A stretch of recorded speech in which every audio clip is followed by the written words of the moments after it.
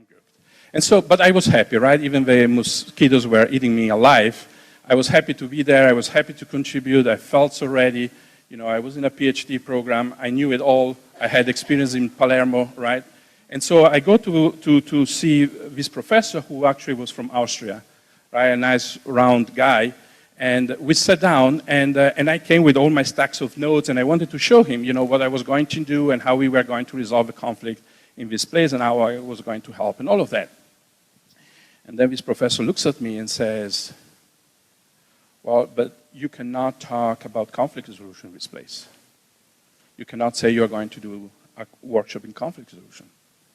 Because he said, this is a very sensitive language, and if you talk about peace, if you talk about conflict resolution, you really don't know who is going to be in this group, and it can be interpreted in different ways.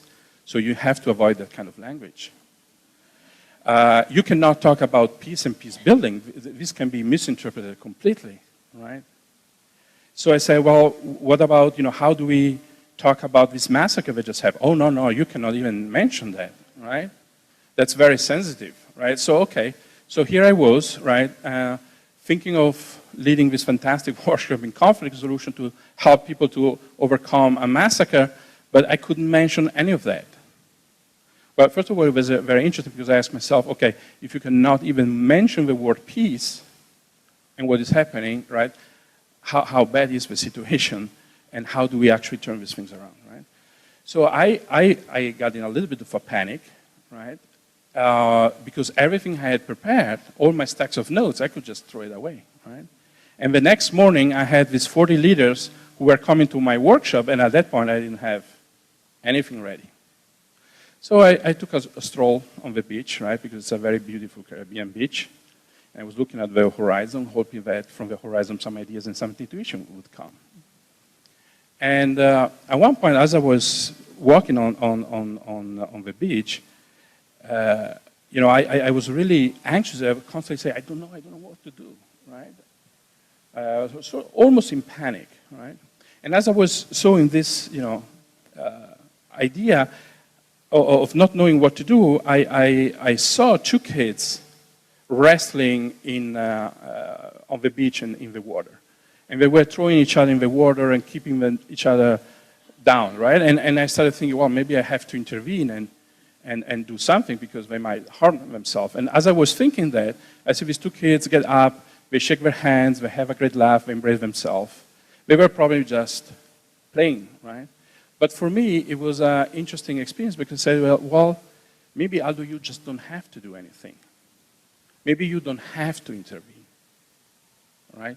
Maybe this I don't know, instead of leaving it as something that is full of anxiety, you have to leave it as a good thing, as a positive thing. You have to work on this thing that I don't know. I don't know how I'm going to facilitate the workshop tomorrow. I don't know what the result of the workshop will do. I don't know if it's going to be useful, right? I don't know what to do. And it's actually very good because it's a very different I don't know than the I don't know previous I don't know, no? It's not the I don't know, the stressed one, the anxious one. I don't know, which closes me up. It's the I don't know that opens me up to curiosity, that lets me be open to things happening, that let solutions, intuition, ideas to emerge. And so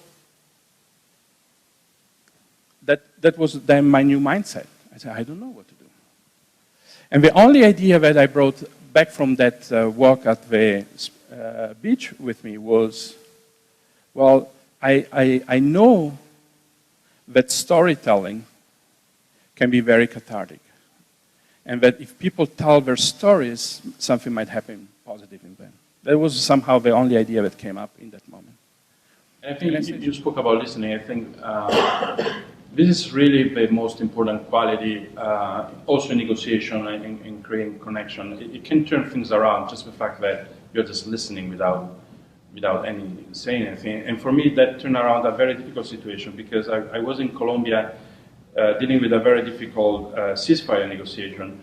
And I had the sympathy, if you want, of of a bad guys, of a guerrilla, but I had absolutely against me and trying to boycott my work the government negotiator, to the point where he was accusing me of being a member of the international front of this guerrilla group, which has consequences like ending up in jail, right?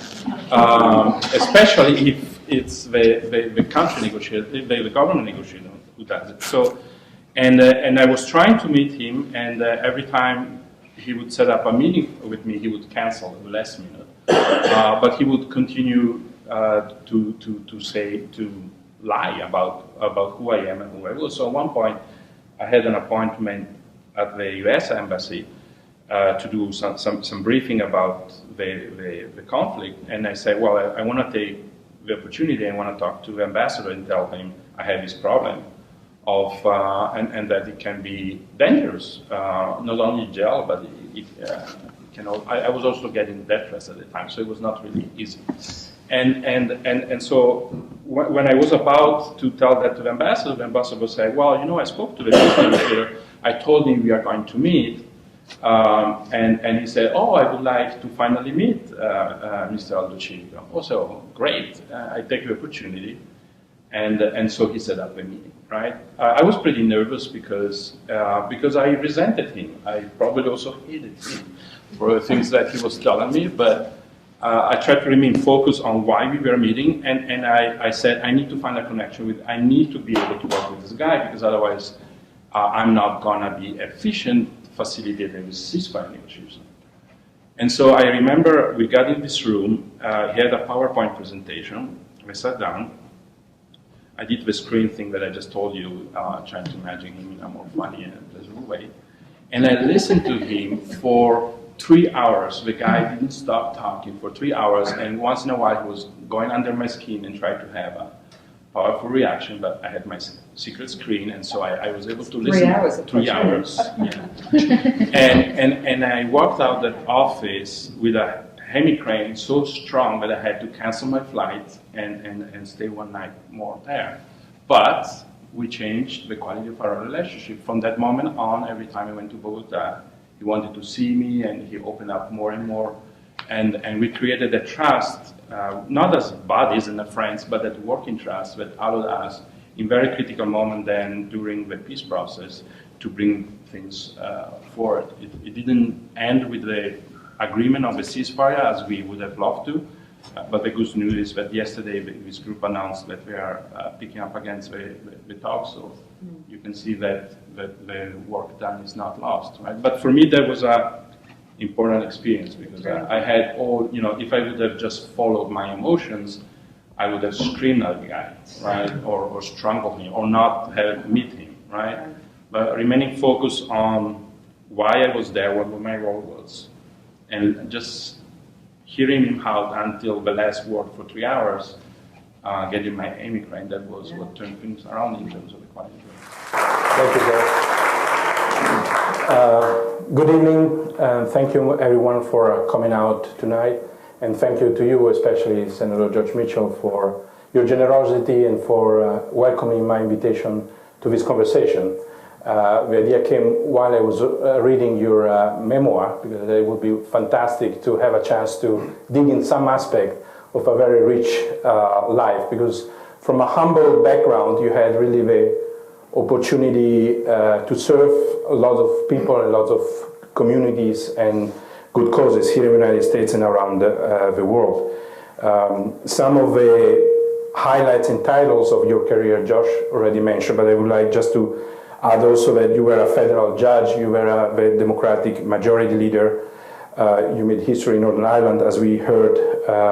You were recently appointed by President Obama as a special envoy to the Middle East.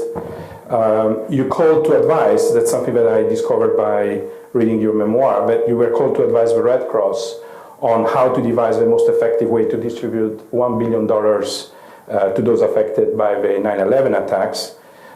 You took over as a chairman of Disney's at a difficult time for that company, and you were also chosen to investigate steroid use in major baseball leagues. So last night, out of curiosity, I went to see what readers are saying about your book in an app that is called Goodreads. And a lot of people were saying, I would like to meet George Mitchell. And I said, how lucky we are tonight, actually, to have this opportunity to meet you. And as I was reading the memoir, some of the keywords or tags, like the millennials would say today, that, in my opinion, describe your character as it emerges from your narrative, are words like integrity, public service, respect, courage, commitment. A lot of those characteristics that I feel a lot of people today are looking in terms of authenticity of leadership and in politics and elsewhere. And from reading your memoir, I got a sense that those characteristics, that authenticity, that integrity, has really roots in your own family, in the example of your parents, especially in the example of your mother. And I was wondering, as a start out, you could tell us about the example and the beginnings of your family in Maine. Well, thank you, Aldo. Thank you first for the very generous introduction. Thank all of you, ladies and gentlemen, for being here. I'll begin with a more recent event and lead me back to respond to your question.